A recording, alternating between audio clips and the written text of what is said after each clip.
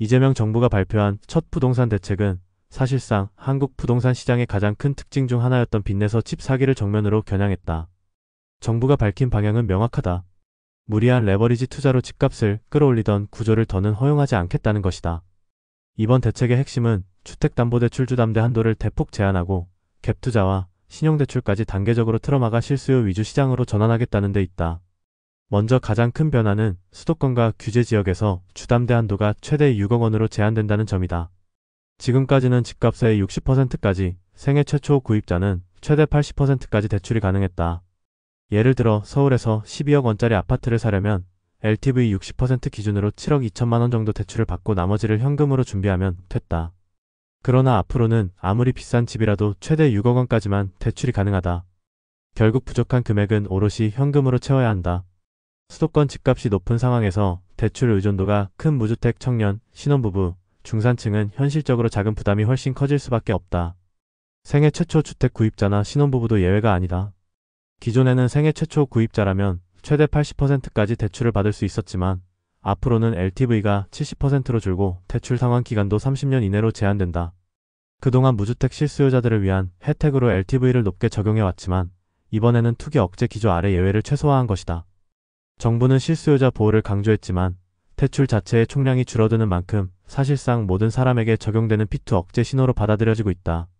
다주택자에 대한 규제는 한층 더 강화됐다. 집을 2채 이상 가진 사람은 앞으로 수도권 규제 지역 내에서 주담대를 새로 받을 수 없다. 갈아타기를 하려면 6개월 이내에 기존 주택을 반드시 처분해야 한다. 과거에는 기존 집을 팔기 전 새 집을 사며 대출을 이용해 자금을 맞추는 것이 일반적이었다. 하지만 이제는 이런 경로가 원천적으로 막힌다. 정부는 이를 통해 다주택자들의 무분별한 매매를 억제하고 시장에 매물이 나오도록 유도하겠다는 의도다. 특히 과거처럼 다주택자들이 버티기 전략을 통해 집값 상승만 기다리며 시세 차익을 노리는 구조를 끊겠다는 뜻이다. 이번 대책에서 특히 주목되는 것은 캡 투자 차단이다. 한국 부동산 시장에서는 전세 제도를 활용해 자기 자본을 최소로 하고 전세 보증금을 담보 삼아 여러 채를 연쇄적으로 사들이는 갭 투자가 오랫동안 성행했다. 시세 차익만 노리고 집을 사서 전세로 돌려 다시 자금을 마련하고 또 사들이는 구조는 투자자들 사이에서 일종의 일반 공식이었다. 하지만 앞으로는 조건부 전세대출 자체가 금지되고 생활안정자금 대출까지 제한되면서 이 방식이 사실상 봉쇄된다. 즉, 전세보증금을 레버리지 삼아 여러 채를 돌려 사는 연쇄 갭 투자는 더 이상 어렵다. 여기에 신용대출 규제도 강화된다. 앞으로는 연소득 이내에서만 신용대출을 받을 수 있고 정책대출과 보증대출의 총량도 대폭 줄어든다. 은행권은 하반기에 가계대출 목표를 전년 대비 50% 줄이고 정책대출도 25% 축소한다는 방침을 확정했다. 지금까지는 주담대 한도로 부족한 부분을 신용대출로 메우는 사례가 흔했지만 이제는 이 길도 사실상 차단된다.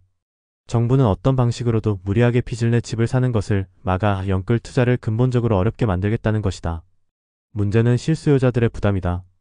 무주택 청년과 신혼부부처럼 아직 자산 축적이 충분치 않은 계층은 수도권 등 고가 주택 지역에서 내 집 마련이 한층 더 어려워질 수밖에 없다.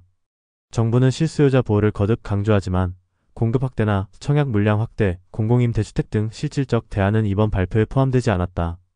전문가들 사이에서는 대출만 막아서 수요를 억누를 게 아니라 공급 확대와 세제 완화, 공공임대 등 구조적 해법이 함께 가야 한다는 지적이 끊이지 않는다. 캡 투자 차단은 전세 시장에도 직접적인 파장을 미칠 것으로 보인다. 전세를 끼고 집을 사들이는 수요가 줄어들면 자연스럽게 전세 물량 자체가 줄어들 수 있다. 게다가 7월 21일부터 전세보증금 대출 보증 비율도 기존 90%에서 80%로 낮아진다.